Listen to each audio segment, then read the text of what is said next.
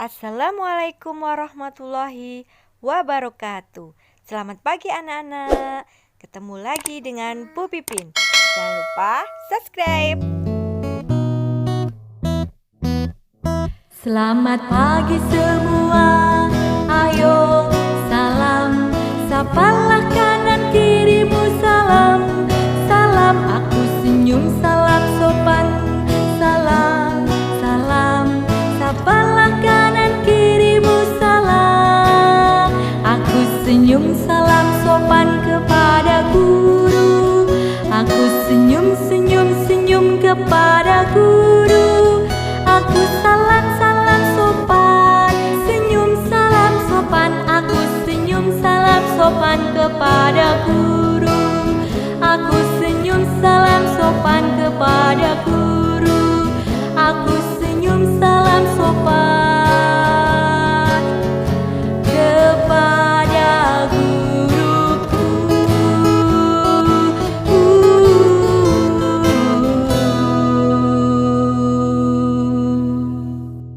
Sebelum pembelajaran kita mulai, yuk kita berdoa terlebih dahulu. Anak-anak apa kabar? Alhamdulillah. Sekarang kita sudah berada di tema 2, subtema 1, pembelajaran 3. Dengan tujuan pembelajaran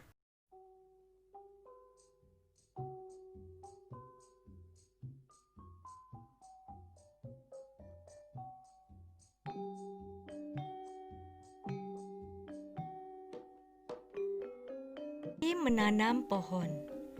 Indonesia dikatakan sebagai paru-paru dunia. Sebutan itu disematkan karena di Indonesia terdapat hutan yang sangat luas. Daun-daun di hutan mengeluarkan oksigen berlimpah. Oksigen merupakan unsur penting bagi kehidupan. Namun, sayangnya hutan kita semakin berkurang akibat kebakaran atau penebangan pohon di hutan secara liar. Oleh karena itu, pemerintah bersama rakyat berusaha mengurangi kerusakan hutan.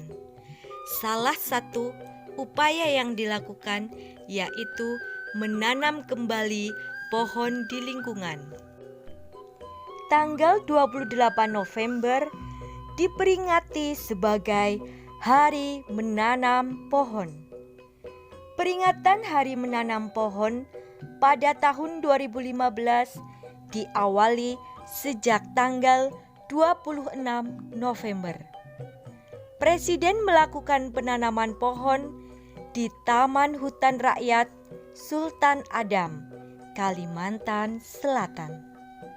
Ada 10.000 pohon ditanam di hutan itu. Pohon yang ditanam pun bermacam-macam, termasuk pohon-pohon yang buahnya dapat dimakan.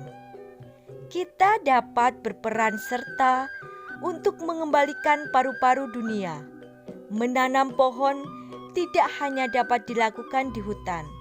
Kita dapat menanam pohon di lingkungan sekitar kita. Semakin banyak pohon di lingkungan kita, semakin banyak pasokan oksigen bagi kehidupan. Setelah anak-anak mendengarkan bacaan tadi, sekarang anak-anak lengkapilah peta pikiran berikut ini. Anak-anak dapat melengkapinya menggunakan kata tanya, kapan, di mana, apa, siapa, dan mengapa. Anak-anak, sekarang kita akan belajar tentang tanggung jawab sebagai warga masyarakat. Tanggung jawab merupakan sikap terpuji yang hendaknya dimiliki setiap individu. Sikap tanggung jawab mencerminkan nilai karakter setiap individu. Jadi, karakter seseorang tercermin dalam sikap tanggung jawabnya, baik terhadap sendiri, orang lain, masyarakat, maupun bangsa dan negara. Orang yang bertanggung jawab dapat dikatakan sebagai orang berkarakter. Tanggung jawab itu yang pertama sebagai warga masyarakat. Tanggung jawab melekat pada diri setiap manusia dimanapun ia berada, termasuk dalam masyarakat. Bagaimanakah makna tanggung jawab sebagai warga masyarakat?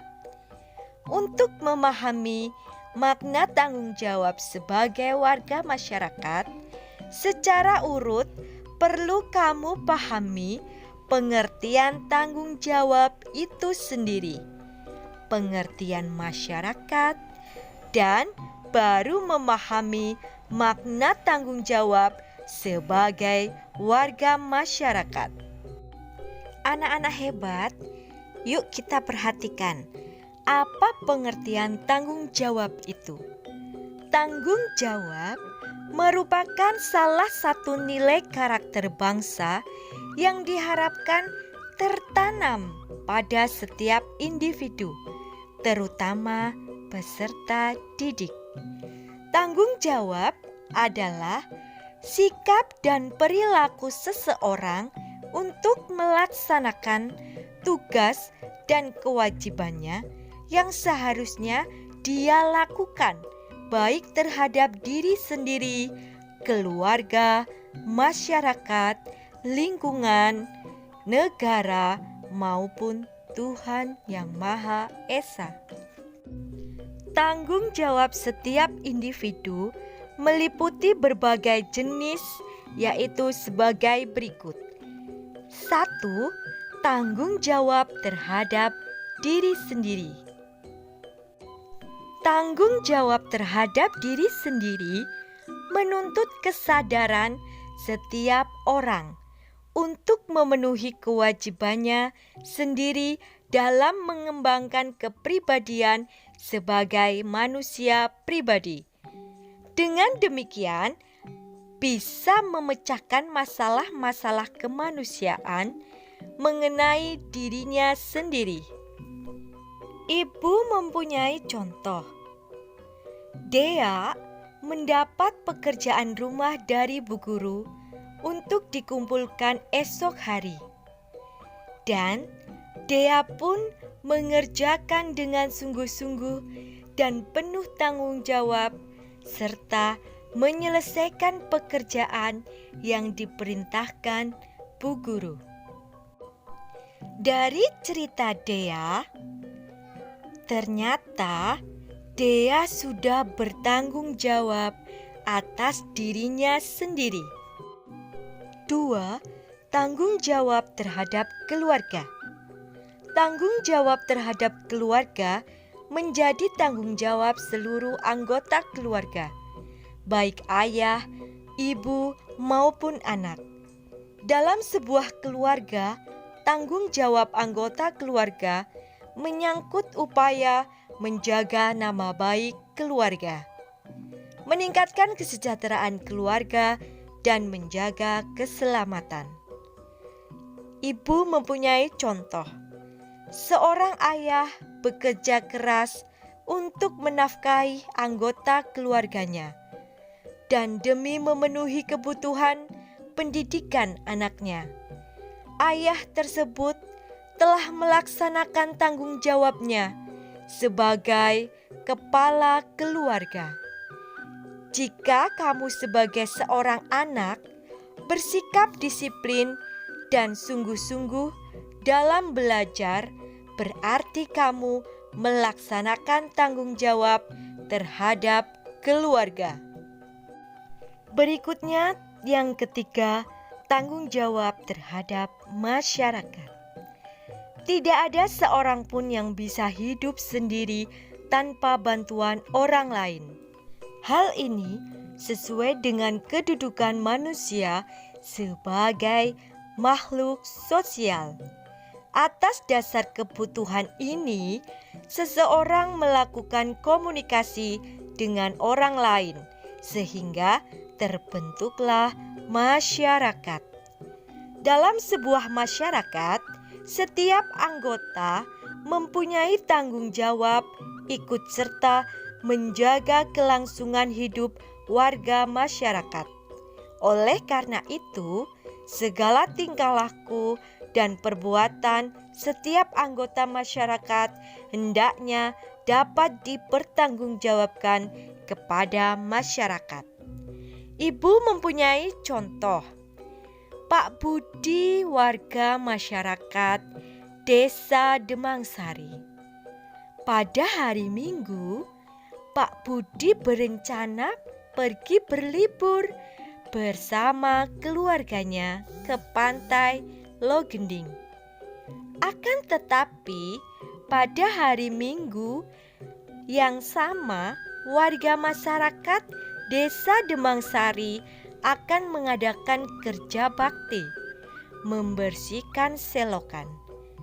Pak Budi sebagai warga masyarakat memutuskan untuk menunda acara berliburnya bersama keluarga karena Pak Budi harus ikut bekerja bakti. Nah, tindakan Pak Budi ini mencerminkan sikap tanggung jawab sebagai warga masyarakat. Yang keempat, tanggung jawab terhadap bangsa dan negara. Setiap orang yang tinggal dan menetap dalam sebuah negara akan terikat oleh aturan-aturan hukum dalam sebuah negara. Oleh karena itu, segala pikiran, perbuatan, tindakan, dan tingkah laku manusia harus sesuai dengan norma-norma atau aturan-aturan yang berlaku dalam negara setempat. Individu sebagai warga negara hendaknya dapat mempertanggungjawabkan segala tindakan dan tingkah lakunya kepada bangsa dan negara. Contoh, anggota tim nasional bulu tangkis Indonesia berusaha sekuat tenaga untuk mengharumkan nama bangsa Indonesia, mengharumkan nama baik bangsa Indonesia di mata dunia menjadi tanggung jawab setiap warga negara Indonesia. Yang kelima, tanggung jawab terhadap Tuhan. Tuhan menciptakan manusia sebagai makhluk yang paling sempurna, mempunyai akal dan pikiran. Oleh karena itu, Tuhan menurunkan ajaran berupa perintah dan larangan bagi makhluknya, khususnya bagi manusia. Manusia bertanggung jawab untuk beribadah, menjalankan perintah Tuhan, dan menjauhi larangannya. Jadi, contoh bertanggung jawab manusia terhadap Tuhan antara lain beribadah sesuai dengan ajaran agama yang dianut. Nah, sekarang anak-anak tinggal mempelajari pengertian masyarakat. Apa itu masyarakat? Masyarakat adalah sejumlah manusia dalam arti seluas-luasnya dan terikat oleh suatu kebudayaan yang mereka anggap sama. Jadi, dalam sebuah masyarakat terdapat aturan-aturan yang harus dipatuhi oleh setiap warga masyarakat. Pelaksanaan kewajiban mematuhi aturan-aturan dalam masyarakat ini menjadi tanggung jawab setiap warga masyarakat. Nah, sekarang kita dapat menyimpulkan makna tanggung jawab sebagai warga masyarakat adalah tugas dan kewajiban yang harus dilaksanakan seseorang dalam kedudukannya sebagai warga masyarakat untuk menjaga hubungan baik dalam kehidupan bermasyarakat. Para pengrajin membuat beraneka barang kerajinan, lalu menjualnya dengan harga tinggi. Akan tetapi, ada aturan untuk menebang pohon. Misalnya, umur pohon yang boleh ditebang dan menanam kembali apabila pohon ditebang. Selain menjadi pengrajin, kita akan mempelajari jenis-jenis usaha ekonomi masyarakat. Kondisi geografis Indonesia beragam. Ada wilayah daratan dan ada pula wilayah perairan.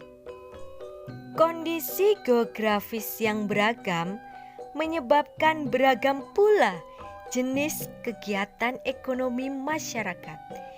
Keragaman ini disesuaikan dengan kondisi alam atau geografis suatu wilayah. Kegiatan ekonomi tersebut bertujuan memenuhi kebutuhan hidup masyarakat agar tercipta kehidupan yang nyaman. Setiap penduduk perlu menghargai jenis kegiatan ekonomi penduduk lainnya. Pemanfaatan sumber daya alam dapat dilihat pada berbagai bidang usaha. Yang pertama, agraris. Indonesia terkenal dengan negara agraris. Sebutan ini disebabkan banyak penduduk bermata pencaharian sebagai petani. Usaha agraris meliputi kegiatan pertanian dan perkebunan. Sektor usaha agraris terdapat di daerah pedesaan dan pegunungan. Berbagai hasil tanaman tumbuh subur dan menghasilkan banyak bahan pangan. Hasil pertanian dan perkebunan antara lain padi, jagung, ubi, kedelai, sagu, umbi-umbian, sayuran, dan buah-buahan. Yang kedua, peternakan. Peternakan adalah kegiatan usaha budidaya hewan yang diambil hasilnya. Hasil peternakan terdiri atas daging, telur, susu, kulit, dan bulu. Jenis peternakan dapat dibedakan menjadi 3, yaitu peternakan hewan kecil, peternakan hewan besar, dan peternakan unggas. Hewan kecil apa ya anak-anak? Betul sekali, ada kelinci, kambing, domba, dan biri-biri. Kalau hewan besar, hebat sekali, sapi, kerbau, dan kuda.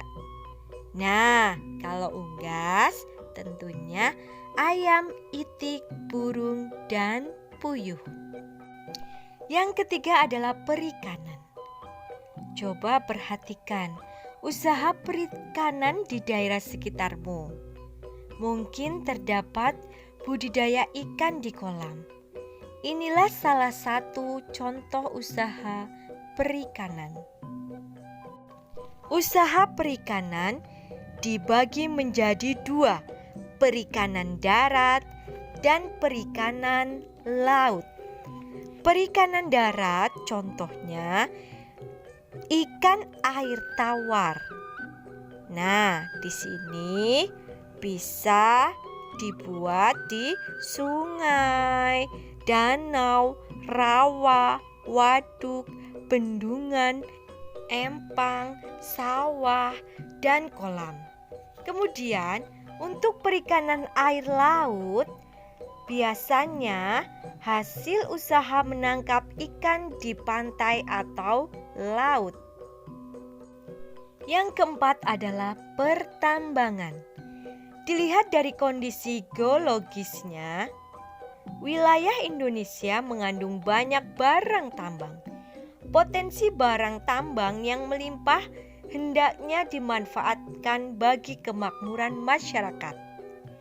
Barang tambang dapat dibedakan menjadi 3. Barang tambang mineral logam, barang tambang mineral non-logam, dan barang tambang sumber energi. Nah, untuk barang tambang mineral logam, contohnya emas, perak, tembaga, timah, bauksit, dan nikel. Sedangkan untuk mineral non-logam seperti belerang, gipsum, marmer, dan batu gamping. Dan untuk barang tambang sumber energi seperti minyak bumi, batu bara, dan gas alam. Anak-anak, berikutnya apa ya kira-kira yang sejuk dan hijau? Betul sekali, kehutanan. Dahulu hutan Indonesia bagaikan hamparan karpet hijau dilihat dari udara. Hutan Indonesia berperan penting sebagai paru-paru dunia. Hutan juga berfungsi sebagai tempat berkembangnya berbagai fauna. Nah, berikutnya yang keenam adalah perdagangan. Perdagangan adalah kegiatan membeli barang dan menjualnya kembali kepada konsumen. Kegiatan perdagangan muncul ketika kemampuan manusia atau suatu negara menyediakan barang kebutuhan bersifat terbatas. Akhirnya terjadi saling ketergantungan dalam memenuhi barang kebutuhan. Nah, tibalah yang terakhir, perindustrian. Perindustrian adalah kegiatan mengubah bahan mentah menjadi barang setengah jadi atau barang jadi. Bahan mentah diperoleh dari melimpahnya sumber daya alam. Usaha industri dapat dilakukan secara perorangan atau kelompok. Nah, untuk tugasnya, nanti anak-anak kerjasama dengan orang tua. Adakah jenis usaha yang dilakukan orang tuamu? Jika ada, tulislah dan jelaskan jenis usaha apakah itu. Paham anak-anak? Kerjakan tugasnya dengan penuh semangat dan jangan lupa dengan rasa tanggung jawab. Akhir kata, wassalamualaikum warahmatullahi wabarakatuh.